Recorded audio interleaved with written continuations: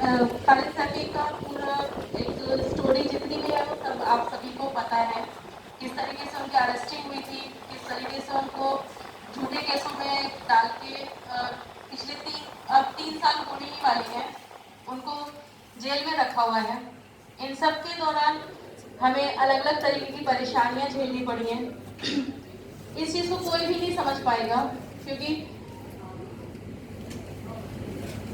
Jail में जाने वाला जो इंसान है वो चीज़, वो तकलीफ उसके परिवार को क्या झेलना पड़ता है, जब तक कोई नहीं समझ पाएगा, जब तक कि उसके खुद के साथ ये ना बीते या उसके कोई साथी या उसका दोस्त ऐसा ना हो। हम लोगों, मैं जब खालिद प्रोटेस्ट वगैरह में जाते थे तो हम लोग उनसे ना इसी बात पे ये बोलती थी, मैं काम में क्या जरूरत पड़ती है इन सब चीज़ों में जाने की, हम नॉर्मल जिंदगी भी ना हम लोग गुजार सकते हैं जैसे सब लोग गुजारते हैं। जैसे बहुत सारे लोग हैं यहाँ, या और जो नहीं आए हैं, जो घरों में हैं, वो सब भी कि बारिश हो रही है, छोड़ो हमें क्या करना है जाके, या और हम क्यों पड़े इन सब चक्करों में, हमारा क्या लेना देना है, हम मुसलमान हैं, हम बहुत ज़्यादा हमारे पास पैसा है, हम ये हैं, हम हिंदू हैं, हम हमें क्या ज़रूरत पड़ी किसी भी चीज़ के लिए, हमें कुछ भी करने की ज़रूरत नहीं है, आप अपना घर में बैठो आराम से रहो। पर उसी बीच खालिद सैफी और उनके साथ जैसे जितने भी साथी थे, वो लोग आपके और हमारे लिए सड़कों पे उतरते थे। उनको भी कोई शौक नहीं था सड़कों पे उतरने का, उनको भी कोई शौक नहीं था अपने बच्चों की परवाह ना करते हुए आप लोगों के लिए सड़कों पे उतरना। क्या जरूरत है खालिद सैफी को किसी को एक देश के किसी कोने में मार दिया तो उसको दिल्ली में सड़कों पे उतर के आवाज उठाने की क्या जरूरत थी।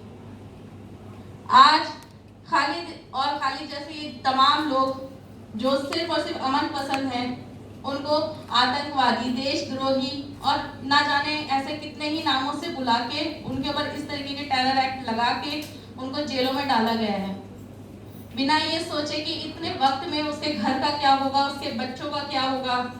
कितने ही युवा इसके अंदर स्टूडेंट्स हैं, हमारे देश का फ्यूचर है। खालिद हो गए, शर्जील है, उमर है, कुलफिशा, इन सब लोगों से हमारे देश की सरकार को खतरा है। एक लाइन है, जब संसद क्या कहते हैं वो, जब सड़कें खामोश हो जाती हैं तो संसद आवारा हो जाती है। पर वो सरकार यही चाहती है, वो सड़कें खामोश करना चाहती है और वो इसमें कहीं ना कहीं कामयाब भी हो रही है, क्योंकि लोग डर रहे हैं। खालिद की अरेस्टिंग, जब खालिद की अरेस्टिंग नहीं हुई, हमारे खुरेजी में खालिद की एक आवाज पे हजारों की तादाद में भीड़ इकट्ठी हो जाती थी। खालिद जहां बोलते थे लोग आ जाते थे, किसी भी प्रोटेस्ट साइट पे या फिर किसी भी जगह अगर हमें आवाज उठानी है, कहीं भी बहुत सारे लोग इकट्ठे हो जाते थे। और आज उसी जगह से मैं अकेली आती हूँ, खालिद के लिए कोर्ट में मैं अकेली खड़ी होती हूँ। वजह खालिद के ऊपर लगाए गए टेरर एक्ट यूएपीए, जिसकी वजह से हर कोई डरता है। जिस पुलिस ने इस तरीके का खौफ हमारे आसपास के लोगों के दिलों में भरा है, जब ये पैंडेमिक आया था तब तक मुझे ये नहीं पता था कि खालिद के ऊपर क्या चार्जेस लगाए गए हैं, यूएपीए क्या है, क्योंकि मेरा तो दूर दूर तक हम लोगों का पुलिस से कोई लेना देना नहीं था, मेरा तो बिल्कुल भी नहीं था। मैं सिर्फ अपने आप में और अपने बच्चों में घर में रहती थी। मुझे शायद ही यहाँ किसी ने कभी एक आध सीएनआरसी के प्रोटेस्ट में किसी ने देखा होगा तो देखा होगा, नहीं तो कभी नहीं मिले होंगे। पर उस टाइम पे जब देश के सरकार को सब लोगों को साथ लेके चलना था, पैंडेमिक के टाइम पे, उस टाइम में सरकार एक खेल खेल रही थी। वो खेल था सीएनआरसी में जितने भी लोग एक्टिव थे, ज्यादातर जो सरकार की ये तानाशाही को मानने से इनकार कर रहे थे, वो उन लोगों को अरेस्ट करने का खेल खेल रही थी। वो धीरे धीरे एक एक करके सबको उठा रही थी। और यहाँ बैठे लोग या जो भी अपने आप को अमन पसंद बोलते हैं या जो भी आवाज उठाते हैं या जो भी लिखते हैं, अभी ये सिर्फ यहाँ इतने फोटोज हैं, अगर ऐसे ही हालात रहे तो ये आगे भी जितनी जगह खाली है शायद वो भी भरे। कोई भी हो सकता है, मैंने भी नहीं सोचा था कि हमारा नंबर इतना जल्दी आ जाएगा। वहां कोई भी हो सकता है, किसी का भी नंबर आ सकता है। तो आप लोग खालिद जितना भी मतलब हमारे एक छोटी छोटी चीजें होती है ना, पहले हम लोग कभी भी बहुत छोटी छोटी चीजों के बारे में कभी सोचते भी नहीं थे। एक साबुन, कोई बहुत बड़ी औकात नहीं होती साबुन की, कोई साबुन के बारे में नहीं सोच सकता। आज उसकी भी अहमियत पता है। आज घर की बनी हुई दाल की भी अहमियत पता है। खालिद जिस घर में हर हफ्ते दावतें होती थी, आज वो घर ऐसे हालात पे है कि वो उसके हाथ दूसरे सामान भेजते हैं। जो बच्चे जिस चीज पे उंगली रख देते थे, वो चीज उनको उनके अब्बू दिलवाते थे।